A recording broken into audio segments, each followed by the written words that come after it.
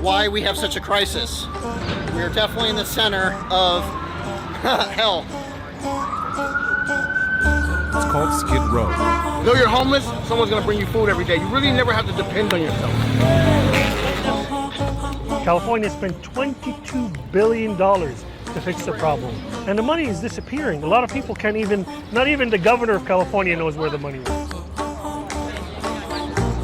Please put your pants on. This is Skid Row, located in downtown Los Angeles, California.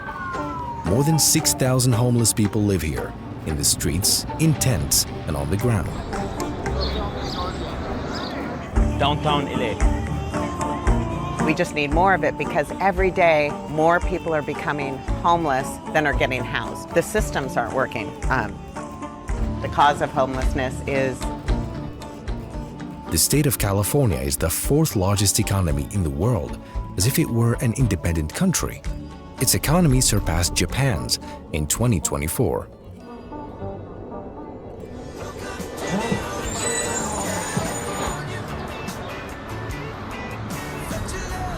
Well, we're in Hollywood, and this is right next to Hollywood Boulevard. You got the famous Hollywood sign on the hill over here.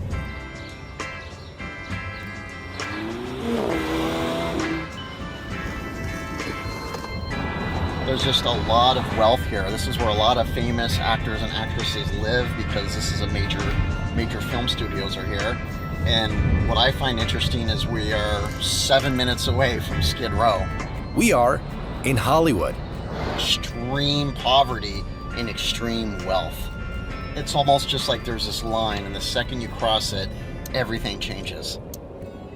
There are now an estimated 2 million homeless Americans. So we are in LA downtown, and a lot of people around us in the street. We're gonna see their stories. Absolutely, looking forward. We walk the streets of Skid Row. We'll go in here. Downtown LA's Skid Row. What's the number of homeless people in Los Angeles currently? 116,000 unsheltered. Homeless people gather here from everywhere because of the beauty of the state and its amazing year-round weather. Today we'll learn about the stories of organizations, government funding, drugs, mental illness, People come here to die. and the veterans who ended up living on the street.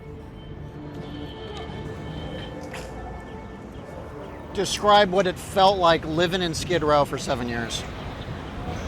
It's not all bad as you think. You get to know everybody. Nobody never goes to sleep. There's always somebody around.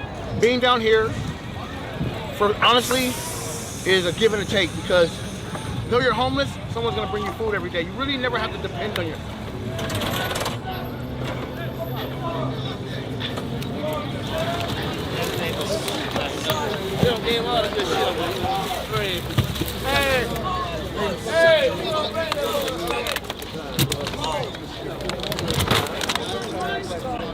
Most of the organizations that provide food, clothing, and even free overnight shelter are based here. Oh, and they want to microchip us. Elon Musk. Elon. It is not just one street, it's an entire neighborhood made up of about 50 blocks, covering nearly 1 square kilometer. It's considered one of the poorest and most homeless areas in all of America. It is home to marginalized groups where homelessness, addiction, and poverty collide.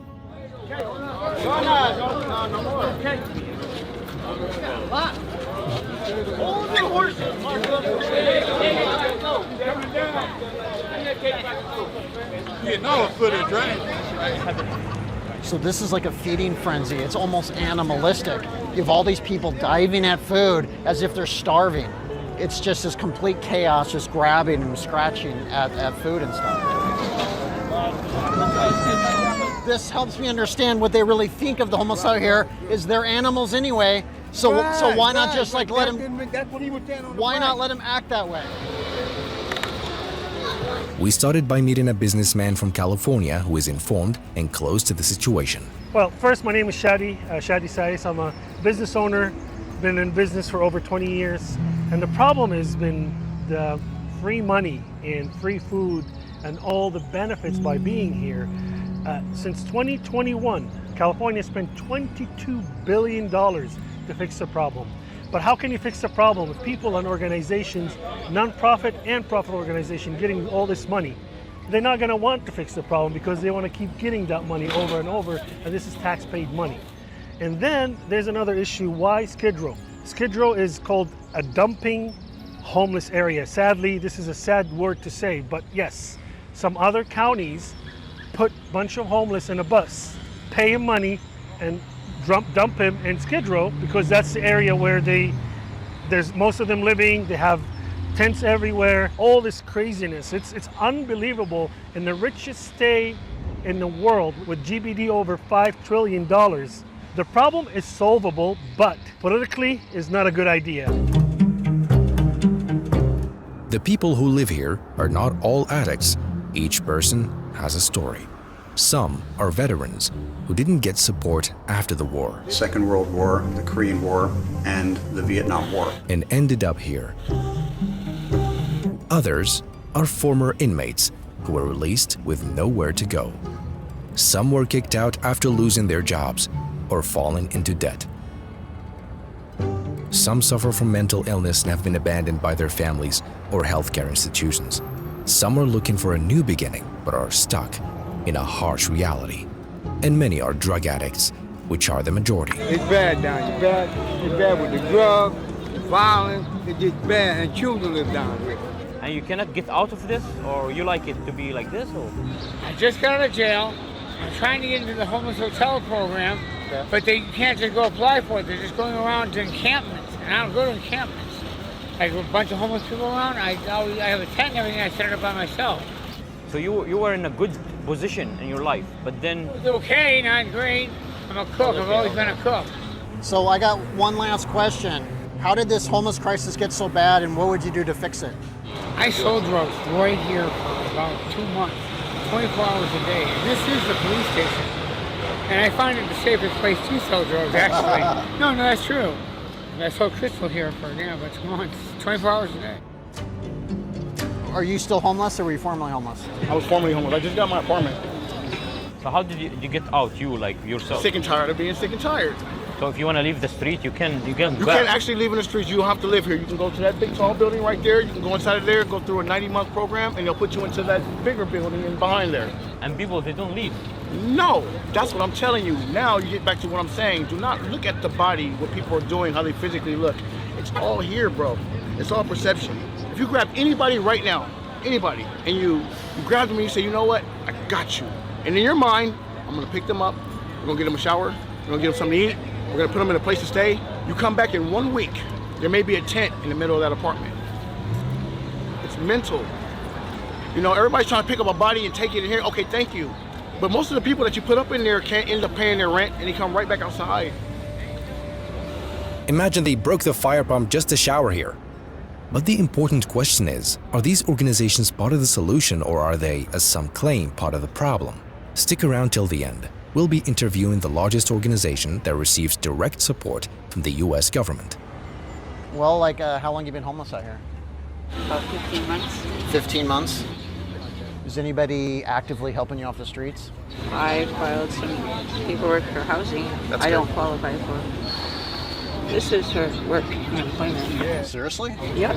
And I got stuck out here for 15 months. So you got stuck out here. This is Catherine. She's been homeless out here for 15 months. She wants housing, isn't able to find it, but she has applied. I'm gonna ask a blunt question. Do you feel safe out here? Sometimes, not always. So.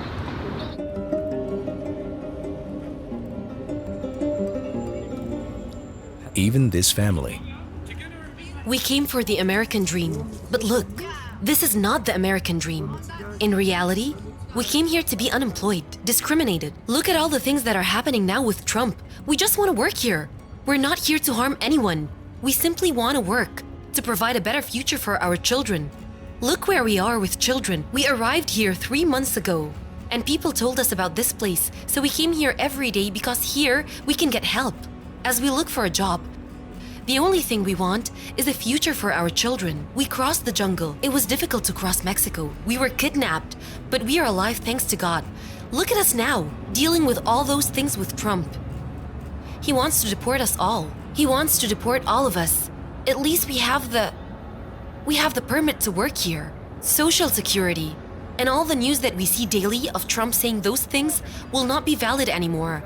We live in fear every day because the only thing we want is to work. But somehow, we're being accused with all the news, the fear, because of the place where we are. ICE might suddenly appear here, but we're going to move forward and ask God for health. That's the only thing we ask Him for.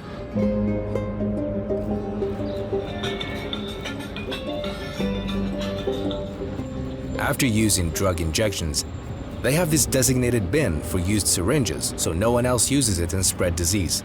We're listening to many stories here. Some are truly unfortunate and ended up in heartbreaking situations. God bless USA. America is the richest country in the world, with huge budgets, but the money does not reach those in need. It suffers from unfair housing policies, lacks a free, comprehensive healthcare system, and has a powerful capitalist, individualistic system that leaves the vulnerable behind. Look how many tents are here. She wants to talk. Hi. I do PCP and crack cocaine and marijuana.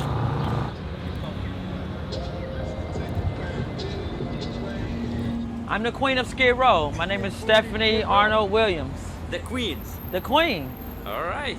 13 years. I've been here because you can never end homelessness. Because the name of it is, I call it the White House.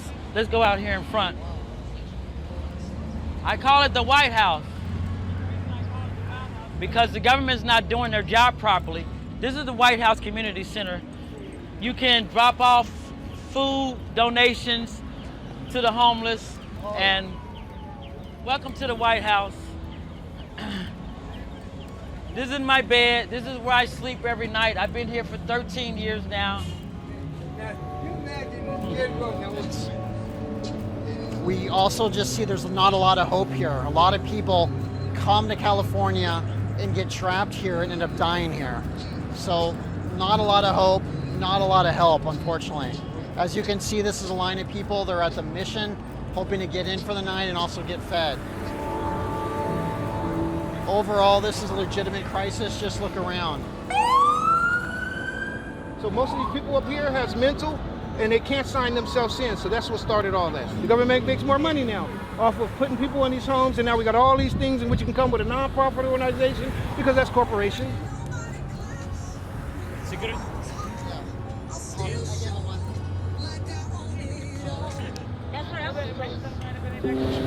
So, but you, how long were you on? Since 2014 till now, right now. It's sad, but it's true, is they want to. When you get free money, free food, nobody tell you what to do. And you're living in a beautiful weather, green grass, comfortable places. I know, why would I want to not be a homeless? And there's another problem that nobody talks about. Some of the really dangerous criminals are homeless. They're hiding into being homeless because they don't have to have an address, no name, no ID, nothing. How long have you been out here? I've been out here for almost a year. You said what? What were you doing before this? I was in jail. Do you see that car? There's a couple in it, sitting in a BMW. They're using drugs inside the car. This is where you get the drugs. Why they choose this place? Because it's tolerant, because no one's going to stop them. This is for rich kids come down, run from their mama and daddy, and they come down Los Angeles, California, and they decide to smoke crystal. This is a police station. It is completely surrounded by homeless and drug users and crime and chaos. There's a sense of lawlessness that's going on in this community.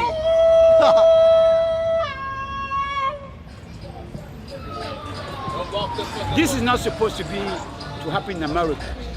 My tax money goes in their pocket. The congressmen, the senators, the president, the mayors, I pay. California is richer than Spain, than Italy. How come people sleep on the fucking concrete?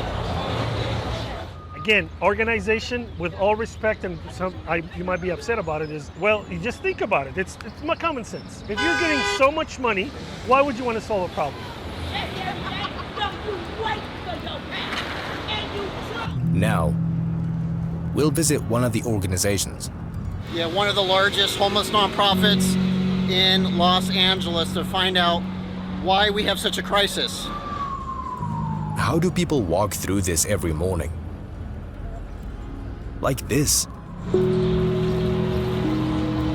It's open? This is the organization. We're going in now to understand more.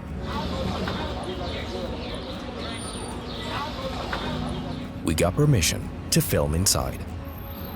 We're not the hospital. You know how the hospital do it.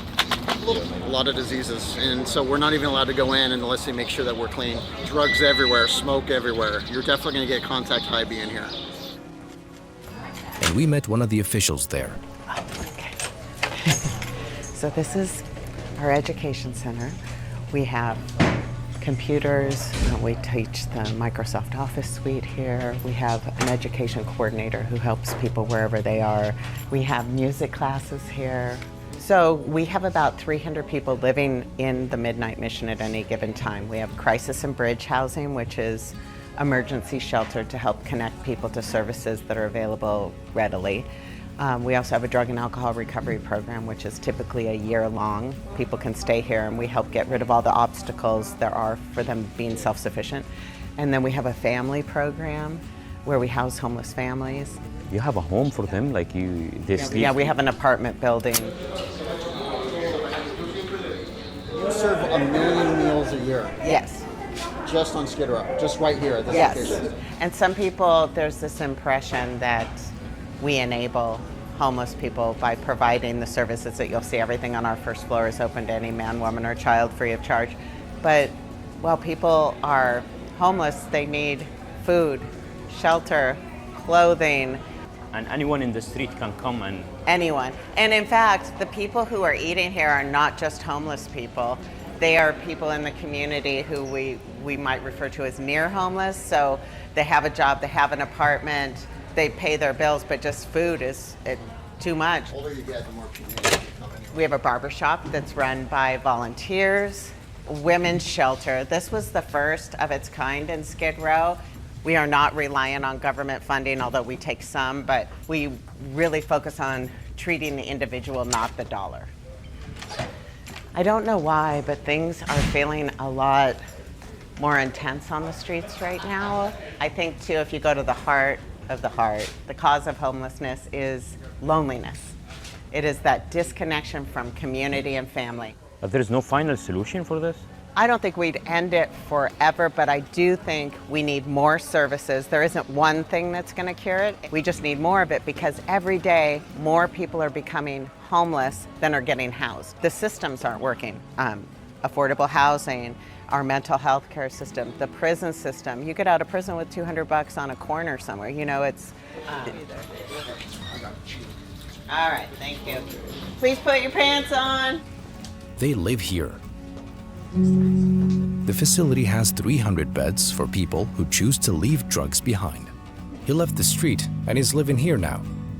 All right, nice to meet you, man. I gotta get it. Our goal is always to restore people to self-sufficiency. So to get here, you need to stop drugs? Yeah, but it is no tolerance. Just like our men's recovery program, it's no tolerance. It's that moment of clarity, we call it, where somebody comes in and says, I don't want to live this way anymore. Bam, they're in, you know, and that's what we're really here for.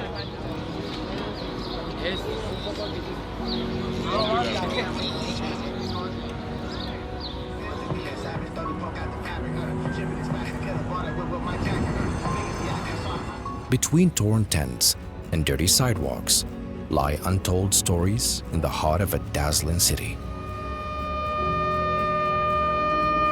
For some, the light faded without a sound. You want to move to another country or another city? I want to move to another planet. Another planet? Feel me? How you do your little documentaries? I do this every day without the camera. How did this crisis get so bad? Who's to blame and how do we solve it? You can't blame nobody but yourself, you feel me? You are the ruler of your own destiny, you feel me?